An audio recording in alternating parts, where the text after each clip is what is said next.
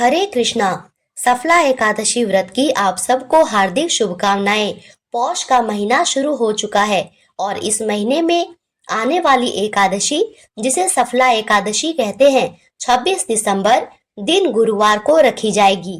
इस एकादशी व्रत को करने से और एकादशी व्रत की कथा का श्रवण करने से बड़े कार्यों में सफलता मिलती है, जीवन में सफलता मिलती है। तो भक्तजनों, आज इस वीडियो में सुनेंगे सफला एकादशी व्रत की कथा, जिसकी महिमा के बारे में स्वयं श्री कृष्ण ने बताया है कि जिस प्रकार नागों में शेष, पक्षियों में गरुड़, ग्रहों में चंद्रमा, यज्ञों में अश्वमेघ और देवताओं में भगवान विष्णु श्रेष्ठ हैं, उसी तरह सभी व्रतों में एकादशी अत्यंत श्रेष्ठ व्रत होती है। और सफला एकादशी व्रत भगवान विष्णु की कृपा पाने का अद्भुत और दिव्य अवसर है। आइए भगवान बांके बिहारी लाल के चरणों का ध्यान करते हुए पूरी श्रद्धा और प्रसन्नचित मन से सफला एकादशी की व्रत कथा का श्रवण करते हैं। प्रेम से बोलिए लक्ष्मी नारायण भगवान की जय। महाराज युधिष्ठिर ने पूछा, हे माधव, पौष कृष्ण एकादशी का क्या नाम है? उस दिन कौन से देवता का पूजन किया जाता है? उसकी क्या विधि है? कृपया मुझे समझाकर विस्तार पूर्वक कहें।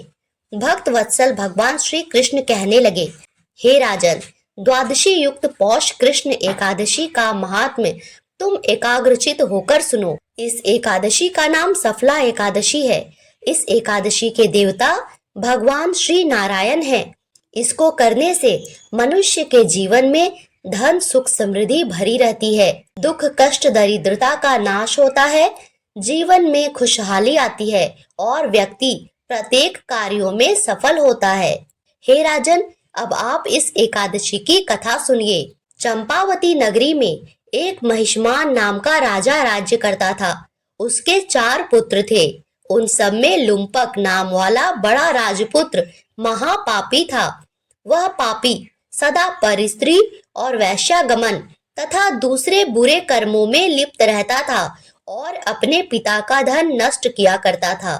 सदैव ही देवता, ब्राह्मण, वैष्णवों की निंदा इत्यादि ऐसे कुकर्म करता था।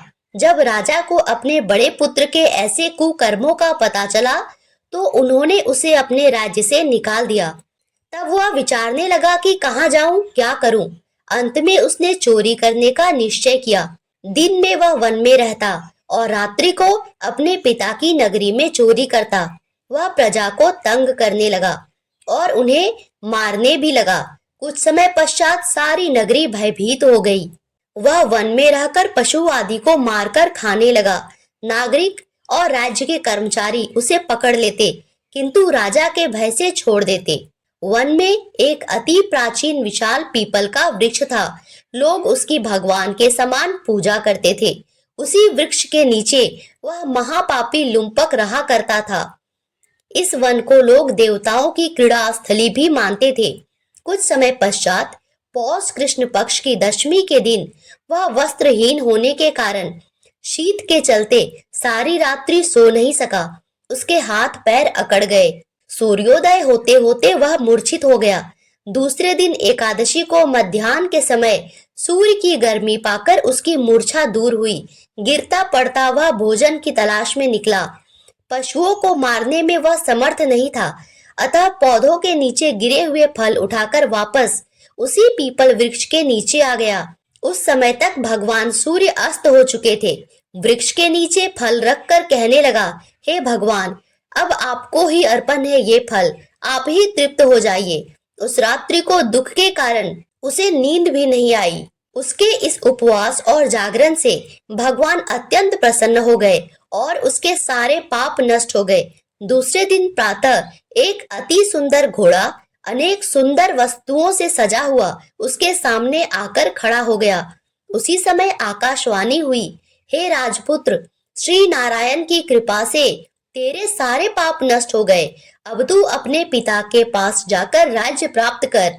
ऐसी वाणी सुनकर वह अत्यंत प्रसन्न हुआ और दिव्य वस्त्र धारण करके भगवान आपकी जय हो ऐसा कहकर अपने पिता से मिलने चला। उसके पिता ने प्रसन्न होकर उसे समस्त राज्य का भार सौंप दिया और वन का रास्ता लिया। अब लुम्पक शास्त्रानुसार राज्य करने लगा।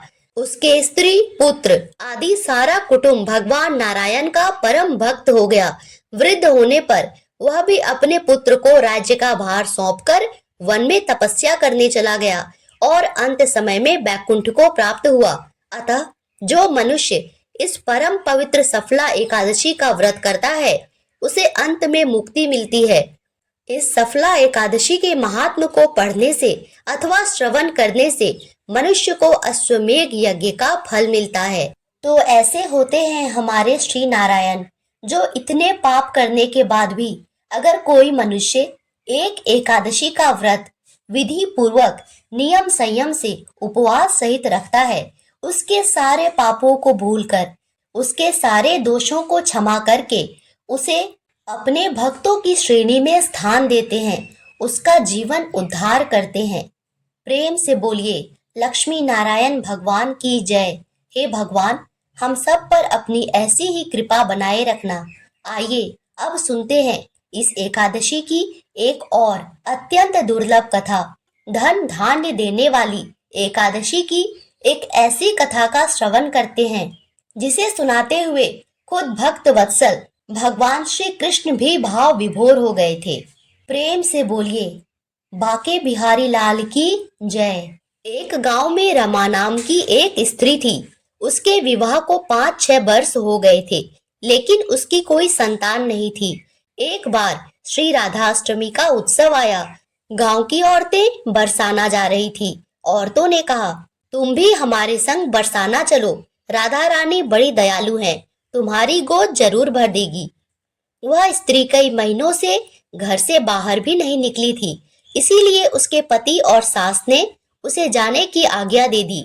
और फिर क्या था, उसने मन में ठान लिया कि राधा रानी मेरी गोद जरूर भरेगी। जिस दिन उसे जाना था उसी दिन उसके पैर में चोट लग गई। ठीक से चला भी नहीं जा पा रहा था। फिर भी वह स्त्रियों के संग यात्रा पर चली गई और सारे रास्ते राधे कृष्ण जाप करती रही, कीर्तन करती रही और बरसाना पहुंचकर नहा धोकर राधा जी के मंदिर में जाने के लिए तैयार हुई। जब राधा रानी के महल में जाते हैं तो ऊपर बहुत सी सीढ़ियां चढ़नी पड़ती है।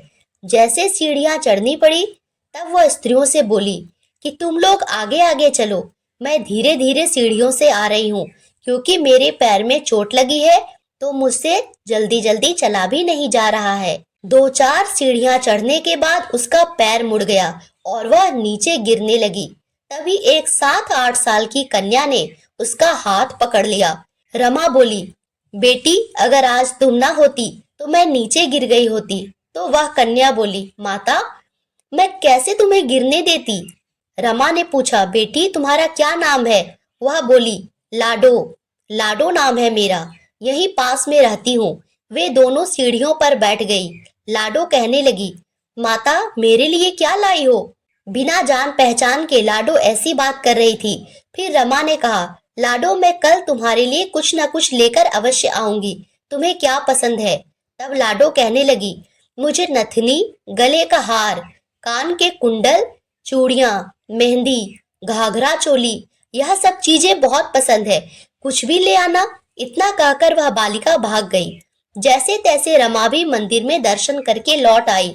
फिर रमा उस बालिका के बारे में सोचने लगी और बाजार में उसने गले का हार, चूड़ियां इत्यादि उसके लिए खरीदा और वही सीढ़ियों के पास पहुंचकर लाडो का इंतजार करने लगी। कुछ देर में उसे लाडो मिली और उसने उसे चूड़ियां, गले का हार, जो भी उसके लिए खरीदा था उसे दे दिया। लाडो बोली, बस इतना ही, और चीजें नहीं लाई। वह मुंह फुलाकर बैठ गई। तब रमा बोली, अभी मैं 8 दिन यहीं पर हूँ, रोज तुम्हारे लिए कुछ न कुछ लाया करूंगी। यह सुनकर लाडो उसकी गोद में बैठ गई और गले से लग गई। रमा तो रोने लगी, जैसे उसे एक संतान ही मिल गई हो। खूब प्यार से उसके सिर पर हाथ फेरा और फिर ऐसे ही कुछ देर के बाद वह लाडो फिर चली गई। रमा ने मंदिर से आकर लाडो के लिए घाघरा और चोली बनवाए। ऐसे ही रोज कुछ न कुछ वह उसे देती। एक दिन रमा कहती है, अब यह सारी चीजें मुझे पहनकर दिखाओ। लाडो बोली, कल राधा अष्टमी है, मैं कल इसे पहनूंगी। इस बार लाडो के साथ एक लड़का भी था। उसे देखकर रमा ने कहा, आज पता नहीं मेरे मन में क्या आया, मैंने एक धोती और मोर वाला मुकुट भी ले लिया है। क्या मैं इसे दे दूं? लाडो बोली, यह कनुआ है, मेरे साथ ही रहता है, तुम इसे दे दो। ऐसा कहकर वे दोनों सामान लेकर चले गए। अगले दिन राधा अष्टमी थी। जब रमा सीढ़ियों पर गई, उसे वहां आज कोई नहीं मिला, ना वह लाडो ना लड़का। बहुत इंतजार के बाद वह मंदिर चली गई। वहां पहुंचकर देखा बहुत भीड़ थी, चारों ओर कीर्तन हो रहे थे। किसी तरह भीड़ को चीरती वह आगे पहुंची। वहां जाकर राधा जी को देखा और ठाकुर जी को देखा तो रमा ने जो जो चीजें लाडो को दी थी वही सारा सामान राधा कृष्ण जी पहने हुए थे। वह पत्थर सी हो गई, आंखों से आंसू बहने लगे।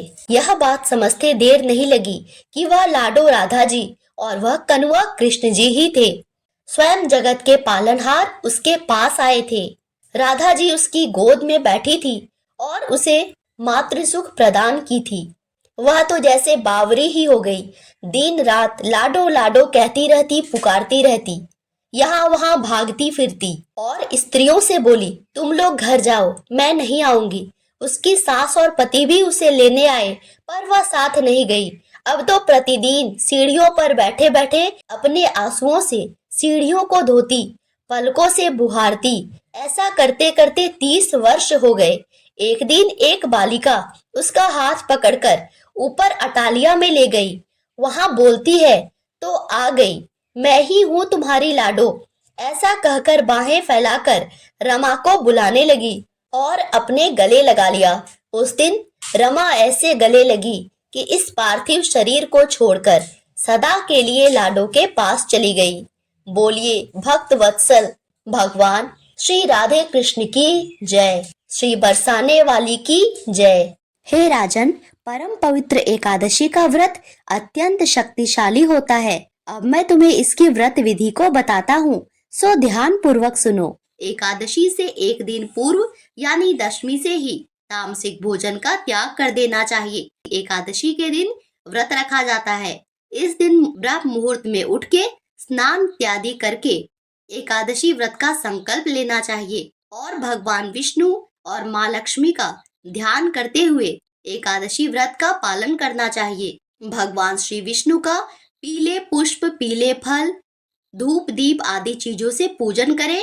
इस दिन भगवान विष्णु को तुलसी मिश्रित जल अवश्य अर्पित करें और श्री विष्णु पूजन के लिए ऋतुफल, नारियल, नींबू, नैवेद्य आदि सामग्रियों से भगवान श्री हरि विष्णु की विधि विधान से पूजा करें। भगवान के भोग में तुलसी दल अवश्य डालें, किंतु एक चीज का विशेष ध्यान रखें कि एकादशी के दिन तुलसी दल नहीं तोड़ना चाहिए और इसके बाद एकादशी की व्रत कथा का वाचन करें या श्रवण करें। ओम नमो भगवते वासुदेवाय, ओम नमो नारायणाय नमः। इस मंत्र का उच्चारण अधिक से अधिक करें। सायंकाल पूजा आरती के पश्चात प्रार्थना करके फलाहार करें। इस दिन रात्रि जागरण अवश्य करें और रात में भगवान विष्णु की प्रतिमा के समीप ही भूमि पर शयन करें। एकादशी के दिन गाय बछड़े की पूजा और तुलसी जी की पूजा अवश्य करें, किंतु एक बात का ध्यान रखें कि एकादशी के दिन तुलसी में जल भी नहीं चढ़ाया जाता और तुलसी स्पर्श भी नहीं की जाती।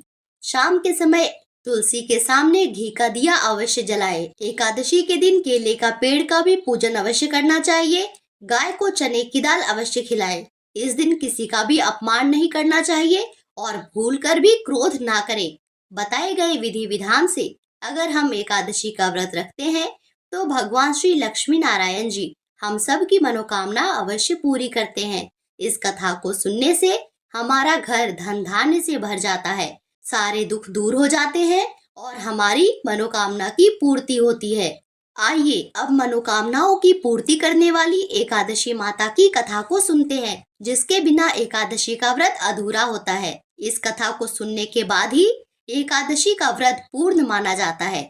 अगर आपको वीडियो अच्छी लगे तो चैनल को सब्सक्राइब और वीडियो को लाइक जरूर करें। तो कथा शुरू करते हैं। बोलिए एकादशी माता की जय, श्री तुलसी शालिग्राम की जय। एक समय की बात है, एक बूढ़ी अम्मा रहती थी। उसके घर में उसके बेटे, बहू, पोते और पोतिया किसी चीज की कोई कमी नहीं थी। फिर भी वह एक बार एकादशी का व्रत रखने के लिए जिद करने लगी। घर वालों ने उसे खूब समझाया कि अम्मा अब आपकी उम्र हो चली है, आप एकादशी जैसा कठिन व्रत मत कीजिए, आपको क्या जरूरत है व्रत करने की। तो वह बूढ़ी माई बोली, नहीं, मैं तो एकादशी का व्रत जरूर करूंगी। मैं अपने बेटे, बहू, पुत्र, पुत्रों आदि की सुख सुविधा के लिए व्रत रखना चाहती हूँ। मैं चाहती हूँ कि मेरे बच्चों को किसी भी तरह की कोई तकलीफ ना हो, हमारा घर धन धान्य सुख समृद्धि से भरा पूरा रहे। इस तरह कहकर वह बूढ़ी अम्मा एकादशी का जब दिन आया तो उसने व्रत रख लिया। सुबह सवेरे जल्दी उठकर स्नान किया और उसके बाद में घर के मंदिर में श्री हरि विष्णु के समक्ष घी का दिया जलाकर एक जल से भरा हुआ कलश रखकर श्री हरि विष्णु के चरणों का ध्यान करते हुए उसने अच्छी तरह से व्रत की कथा सुनी और ओम नमो भगवते वासुदेवाय मंत्र का जाप भी किया। उसके बाद में अपने बच्चों के मंगल जीवन की कामना हेतु सूर्य भगवान को अर्घ दिया। फिर पूरा दिन पूजा पाठ करती रही और एक ब्राह्मण के घर पर मिट्टी के पात्र को जल से भरकर और उस ऋतु में उगने वाले फल को दान किया। उन दिनों बहुत ही ज्यादा गर्मी थी। गर्मी के कारण बूढ़ी अम्मा को बहुत ही बेचैनी हो रही थी। बूढ़ी अम्मा सोच रही थी कि क्या पता मैं इस व्रत को रख पाऊंगी या नहीं, लेकिन आज का व्रत तो बीच में नहीं छोड़ सकती। इस तरह बार बार अलग अलग विचारों से बूढ़ी अम्मा परेशान हो रही थी। वह बार बार पानी से कुल्ला करती, मुंह धोती तो थोड़ी देर के लिए उसे राहत महसूस होती, फिर वही हालत हो जाती। कुछ देर तो बूढ़ी अम्मा तालाब के पानी में ही बैठी रही, लेकिन बाहर निकलते ही फिर बार बार उसका मुंह सूखने लगा। बूढ़ी अम्मा बहुत ही परेशान हो रही थी। एक तरफ तो उसका बुढ़ापा और दूसरी तरफ भयंकर गर्मी। जैसे तैसे करके बूढ़ी अम्मा ने तो दिन काट लिया, पर अब सामने पहाड़ जैसी रात थी। इसको काटना बड़ा ही कठिन दिखाई दे रहा था। खाट पर पड़ी बूढ़ी माई बार बार करवट बदल रही थी। कभी खड़ी होती, बाहर जाती, कभी अंदर आती, कभी उठती, कभी बैठती। कहीं पर भी उसे शांति महसूस नहीं हो रही थी। वह वापस खटिया पर आकर बैठ गई और एकादशी माता का स्मरण करती रही। कहने लगी, हे माता, आप तो आज मेरी लाज रख लीजिए, मुझे इतनी शक्ति दीजिए जिससे मैं भली भांति आपका व्रत पूर्ण कर पाऊं और यह पहाड़ सी रात शांति पूर्वक बीत जाए। प्यास के कारण बूढ़ी माँ की बेचैनी बहुत ही बढ़ रही थी। उसने बहुत ही धैर्य रखने की कोशिश की, चुपचाप बैठी रही, पर प्यास सहन नहीं कर पाई और उसकी सहनशीलता की सीमा टूट गई और वे घबरा कर एकदम से चिल्ला पड़ी और जोर जोर से कहने लगी, बचाओ बचाओ। तो अम्मा का चिल्लाना सुनकर उसके परिवार के सारे सदस्य वहाँ पर एकत्रित हो गए। अड़ोसी पड़ोसी भी आ गए। बूढ़ी अम्मा के खटिया के चारों ओर खड़ी होके सभी कहने लगे, अम्मा जी आपको क्या हो गया, आप क्यों इस तरह से चिल्ला रही हैं? बूढ़ी अम्मा की बहू ने कहा कि आपको पता है हमारी अम्मा जी ने आज एकादशी का व्रत रखा है, हम सब ने मना किया था। इतनी उम्र के बाद व्रत रखने की क्या जरूरत है? आज इन्हें कौन सी कमी है जो इन्हें व्रत रखने की नौबत आ गई? तो सारे लोग कहने लगे, सही बात है अम्मा जी, अब आपकी उम्र हो चली है, व्रत रखने की तो अब आप में शक्ति भी नहीं है और एकादशी जैसा कठिन व्रत आपके बस की बात नहीं। हम जैसे हट्टे कट्टे भी एकादशी का व्रत रखने में हिचकिचाते हैं और आपने बिना सोचे समझे एकादशी का व्रत रख लिया। तो बूढ़ी अम्मा कहने लगी, भोजन तो मैं नहीं करूंगी, ना ही पानी पीऊंगी, आज तो लगता है कि मेरे प्राण निकल जाएंगे। ऐसा करो, एक छोटी सी मटकी पानी से भरकर मेरी छाती पर रख दो। यह सुनते ही बुढ़िया का पोता भागकर एक छोटे से घड़े में पानी लेकर आया और अपनी दादी की छाती पर धीरे से रख दिया। छाती पर रखते ही थोड़ा सा आराम मिला। आराम मिलने के कारण बूढ़ी अम्मा को नींद आ गई और सारे कहने लगे, चलो अब तो आराम कर रही है, आधी रात बीत चुकी है, आधी रात और है। अब अम्मा को नींद आ गई, अम्मा के जागने तक सवेरा हो जाएगा। इस तरह सभी अपने अपने घर चले गए। बेटे, बहू, पोते, पोती सब सो गए। तो एकादशी माता सोचने लगी कि बूढ़ी अम्मा बहुत कठोर व्रत कर रही है, दिन भर कितनी परेशान हुई है, फिर भी पानी पीने का नाम नहीं लिया। अब मुझे खुद इनकी परीक्षा लेनी होगी। यह सोच एकादशी माता मुर्गे का रूप लेकर रात को ही बांग लगाने लगी। तो मुर्गे की आवाज सुनकर दादी माँ की आंख खुल गई और उसने सोचा कि भोर हो गई है। वह जल्दी से खड़ी हुई और बाहर आई और आकर आसमान की ओर देखा तो आसमान में कहीं भी उन्हें प्रातःकालीन तारा नहीं दिखा। वह सोचने लगी कि यह मुर्गा क्यों और कैसे बोल रहा है। अभी तक तो जो तारा उगता है, जिसको देखकर मैं अनुमान लगाती हूँ कि सवेरा हो गया है, वो अभी नहीं निकला है। फिर यह मुर्गा कैसे बोल रहा है? यह सोचते सोचते बूढ़ी अम्मा को फिर से जोरों की प्यास लग गई। अब उनका मन विचलित होने लगा, लेकिन उन्होंने निश्चय कर रखा था कि व्रत को तो मैं पूरा करके ही छोड़ूंगी, भले ही मेरे प्राण क्यों ना निकल जाए। यह सोचकर वह बुढ़िया फिर से जाकर खटिया पर लेट गई और एकादशी माता को याद करती रही। तो एकादशी माता ने एक बार फिर उसकी परीक्षा लेनी चाही। इस बार माता रानी एक छोटी सी बालिका का रूप धारण करके एक ग्लास में शरबत लेकर उस बूढ़ी माता के सिराने आके खड़ी हो गई और जोर से बोली कि दादी, सवेरा हो गया है, आप हाथ मुंह धोकर शरबत पी लीजिए। तो उस बच्चे की आवाज सुनकर बूढ़ी माता ने आँख खोला तो देखा उसके सिर के सामने एक छोटी सी बच्ची शरबत का ग्लास लेकर खड़ी है। जो इतना अच्छा शरबत देखकर बूढ़ी अम्मा का मन ही ललचाने लगा, लेकिन तभी उन्हें अचानक से याद आया कि आज तो मेरा एकादशी का व्रत है, मैं इस तरह से शरबत नहीं पी सकती। यह सोचकर उन्होंने फिर से अपनी आंखें बंद कर ली और थोड़ी ही देर में उन्हें ऐसा लगने लगा जैसे उन्हें किसी ने कुएं में पटक दिया है। वे बड़ी देर तक उस कुएं में हाथ पांव चला रही है और मुंह को जोर से भींचकर बंद कर रखा था, कहीं पानी की बूंद मुंह में ना चली जाए। इस तरह से वे अपनी दृढ़ता पूर्वक व्रत का पालन करती रही। थोड़ी देर में अचानक से अम्मा को लगा जैसे सामने आग जल गई हो, जिससे भारी गर्मी हो रही हो। प्यास के कारण प्राण निकल रहे हैं, लेकिन बूढ़ी अम्मा ने फिर भी पानी नहीं पिया। वह चुपचाप बैठी रही। थोड़ी ही देर में बूढ़ी अम्मा ने देखा कि बाहर प्रकाश दिखाई दे रहा है। ऐसा लग रहा है जैसे सवेरा हो गया। अम्मा ने फिर से बाहर निकलकर देखा तो अम्मा को समझ में आ गया कि सवेरा होने में अभी थोड़ी देर है। यह जानकर वह शांति पूर्वक इधर उधर घूमने लगी।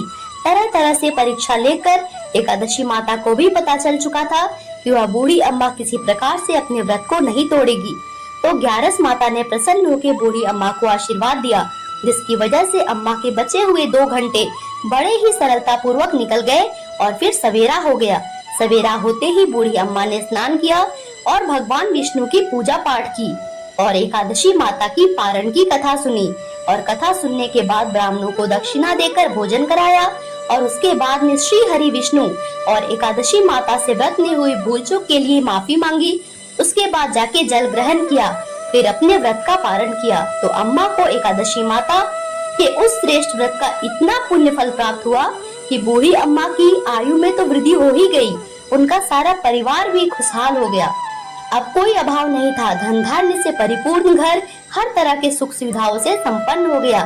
फिर भी इस लोक के सारे सुखों का भोग करती हुई अंत में विष्णु धाम को गई। एकादशी माता, जैसा फल आपने बूढ़ी माता को दिया वैसा सबको देना। जो भी इस व्रत को करता है, आपकी यह कथा सुनता है, उसकी समस्त मनोकामना पूर्ण करना। जैसे एकादशी माता ने बूढ़ी माता और उसके परिवार को हरा भरा सुखी संपन्न किया, ऐसे ही एकादशी माता हम सभी की मनोकामना को पूर्ण करे। बोलिए एकादशी माता की जय। श्री तुलसी शालिग्राम की जय।